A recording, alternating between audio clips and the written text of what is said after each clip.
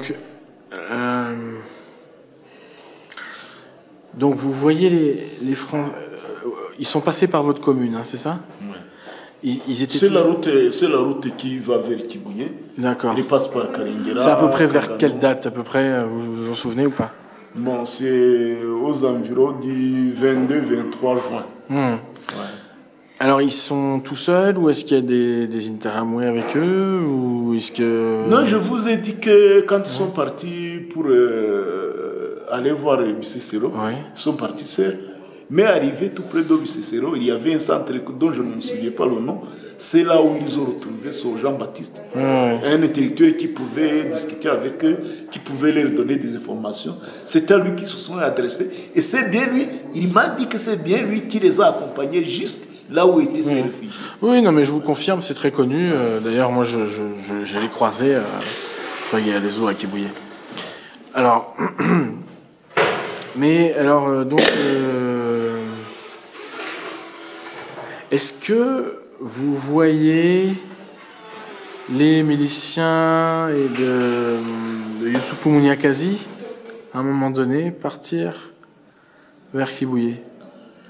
C'est nous qui avons donné l'ordre de donner à Youssoufou Mouniakazi des armes, des fusils, de lui faire des véhicules.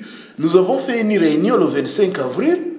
Et Youssoufou Mouniakazi, qui était en contact avec Obedi Ruzindana, nous a dit que Abicicero, les Tutsis, étaient devenus si forts qu'ils massacraient les Hutus. Et puis on a décidé dans la réunion préfectorale des bourgmestres et des sous-préfets et d'autres responsables politiques que nous avons décidé qu'il faut faire un renfort, il faut envoyer un renfort. On a décidé que les miliciens de Youssoufou Mouniakazi vont aller à renfort. Et pour cela, pour que le coup soit réussi, il fallait lui faire des véhicules. On lui a fait 2 bus. Les bus, c'était des véhicules du gouvernement. Les bus, c'était dans le Notracom, c'était des véhicules du gouvernement. On lui a fait des armes, on leur a fait des cartouches, on leur a fait des grenades, et puis on leur a fait des vivres, on est allé leur acheter des... C'est les décisions de cette réunion. La réunion des bourgmestres, c'est du 25 avril 1994. Donc juste après le 25 avril... Ils sont allés à 2 tours, ils sont allés le 27, ils sont retournés le 28, même le 29, ils sont restés, et puis de retour, le 30, ils sont passés... Le 29, ils sont passés par Changi. Ils ont massacré les gens à Changi. Le 30, ils sont allés à Mibirizi. Oui, et puis même sur les barrières, quand les Français les voyaient avec des fusils, ils ne disaient rien. Là, on parle de fin avril. Ils faisaient comme ça des gestes de support, de dire nous sommes ensemble et soyez vigilants. Là, on parle de fin avril, c'est ça? Ouais. Et des Français qui les voyaient partir en expo. Lors de l'opération turquoise. Ah, ouais. Parce que les attaques ont continué jusqu'en juin, vers le 25 juin. Ouais, mais parce que là vous me disiez la réunion préfectorale où on décide d'envoyer Mouniakazi. C'est quelle date ça? En avril, le 25 avril. D'accord. Et donc l'opération turquoise n'avait pas encore lieu. D'accord. Ouais. Mais là, le 25 avril, vers cette date-là, il y avait des Français à Tchangougou ou il n'y en avait pas? À Tchangougou, il n'y en avait pas, mais à Gitarama, à Boutaré, il y en avait. Oui, d'accord. Avec le gouvernement, avec l'état-major des ex-frères, il y en avait tout. Boutaré, c'est quoi comme information que vous avez? C'est quel genre de militaires français? Qu'est-ce qu'ils font exactement c'est le groupe de ceux-là dont je vous ai parlé qui était à Gitarama. Ils venaient pour... parce qu'il y avait un front qui était ouvert un peu vers le sud de Abou Guessera. Et on craignait que le FPR va contourner pour attaquer par le sud, par le Burundi. Et on avait mis des unités là-bas. Ils venaient pour superviser. Moi, j'avais les informations parce qu'on se passait des informations. Il fallait, du jour au jour, connaître tout ce qui se passe au front, connaître l'appui qu'on a, connaître les efforts qui sont faits au point de vue international, quels sont les pays qui nous soutiennent, quelles sont les armées qui peuvent intervenir, tout ça. Et il y avait les militaires de Mobutu étaient là, les militaires français étaient là, on le savait bien. Oui, d'accord. Et alors, Youssoufou Niakazi, donc, vous dites à peu près vers le 26, 27, 28 avril, ils vont Ils ont mené des attaques dans le nord, Bicécero. enfin, vers le nord, vers Bicécero, ou même Rwamatamou, non? Ils n'ont pas été à Rwamatamou, ça vous dit rien? Ils ont été à Bizenga. C'est la Voilà. même direction. Ouais, oui, C'est la oui, même d'accord. direction. Disons ceci, ils partaient, c'était un groupe environ de 400 à 600 personnes. Ah! Alors, Ah oui. arrivé en cours de route, quand ils avaient comme information que quelque part, sur une église ou sur une colline, ils se cachent des Tutsis, ils menaient une attaque et puis ils continuaient leur route vers Bicécero. Et alors, la grande attaque Igitelo Simusiga de Bicécero, où justement, les Abacécéros sont encore très nombreux. Est-ce que vous voyez partir Mouniakazi aussi? Oui, Oui. il était là. Il était là? Oui. D'accord. Et puis, au début de Turquoise, quand il y a les derniers jours, l'attaque finale. Oui, l'assaut final, il a participé aussi à l'assaut final. D'accord. À Bicécero.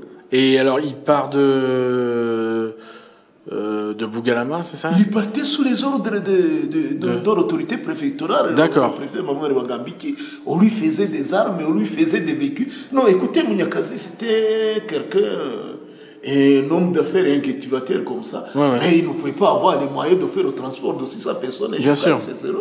Il fallait lui faire des bus, il fallait lui faire des camionnettes, il fallait lui faire des fusils, des munitions, il fallait lui faire à manger pour pouvoir nourrir tous ces gens. Ouais. Ouais. Et alors, puis, il y avait aussi dans cette attaque des militaires, du camp militaire de Tiamougou. Ce ne sont pas les milices qui sont partis, seulement il y avait aussi quelques militaires. Est-ce que vous avez entendu parler de Français qui participeraient à la grande attaque où les Abacécéros sont encore nombreux? Vous en entendez parler de ça? Vous en entendez parler de ça?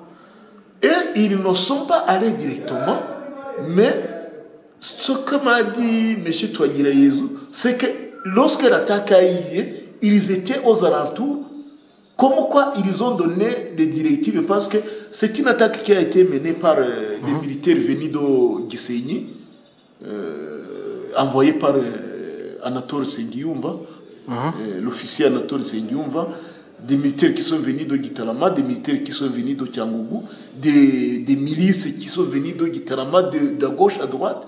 Alors on dit que ce sont les militaires français étaient là pour superviser, pour donner des directives, pour donner des commandements. D'accord. Donc ça c'est. Mais ils n'ont pas participé à l'assaut, mais ils étaient aux environs, ils guidaient ceux qui ont participé. D'accord. Et ça, ce serait vers quelle date ça? Le 25 juin.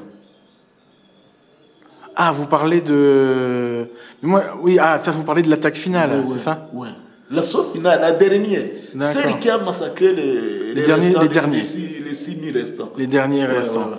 Moi, je parle de l'attaque qui a lieu au milieu, où ils sont encore très nombreux.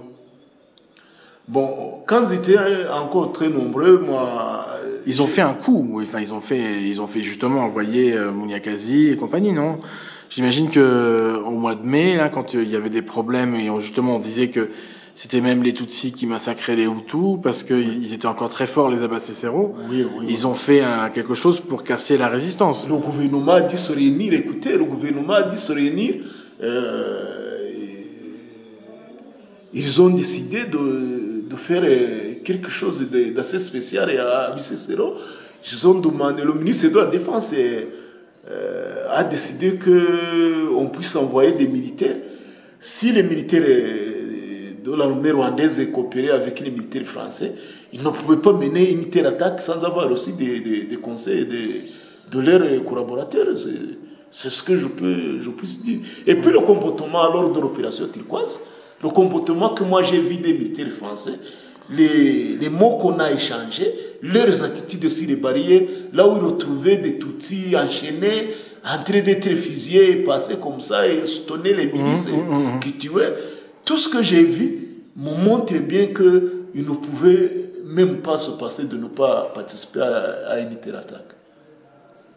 Oui, donc selon vous, ils ont participé d'une manière ou d'une autre à cette grande attaque du mois de mai. Oui. Ouais. Et quand vous parlez du gouvernement... Et puis vous voyez Bicécero, Kibuye et Gitarama, c'est plus près de Gitarama où était le siège du gouvernement que près de Tiamongo. Ouais, c'est vrai. Ouais, c'était plus facile parce que c'est une petite distance. Ouais, d'accord. Ok. Bon, bah merci beaucoup.